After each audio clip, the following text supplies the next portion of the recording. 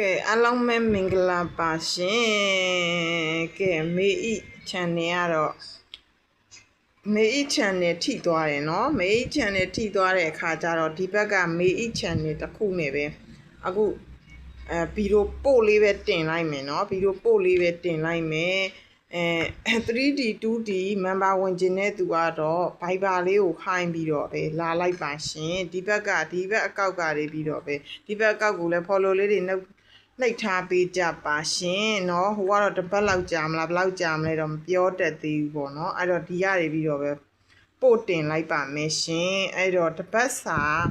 18ရက်ကနေ21ရက်နေ့အထိ8လပိုင်းเนาะတပတ်စာပတ်တီးရ9ရေ3ရေ4ရေ9ရေ6ရေမပြောက်တော့ပတ်တီးတွေပါเนาะ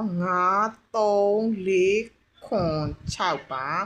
9နဲ့ပတ်တန်ရင်50 53 59 56တကွက်ကောင်းက51ပါ3နဲ့ပတ်သက်ပြီး30 39 38 39တကွက်ကောင်းက34ပါ4နဲ့ပတ်သက်ရင်41 40 4ခွန်4ကိုတကွက်ကောင်းက42ပါခွန်နဲ့ပတ်သက်ရင်ခွန်1ခွန်6ခွန်8 80တကွက်ကောင်းက89ပါ6နဲ့ပတ်သက်ရင်60 61 64 69တကွက်ကောင်းက62ပါမပြောက်တော့ပတ်သီးတွေနဲ့မိန်ကွက်တွေနဲ့တကွက်ကောင်းနေပါရှင်အခွေကတော့အပူပါခွေပါเนาะအခွေအပူပါခွေတပတ်စာတွေเนาะတပတ်စာတွေပါရှင်နေ့တိုက်လဲဒီရတွေပြီးတော့ပဲဗီဒီယိုပို့လေးနဲ့တင်လို့ရရင်တင်ပေးမယ်เนาะ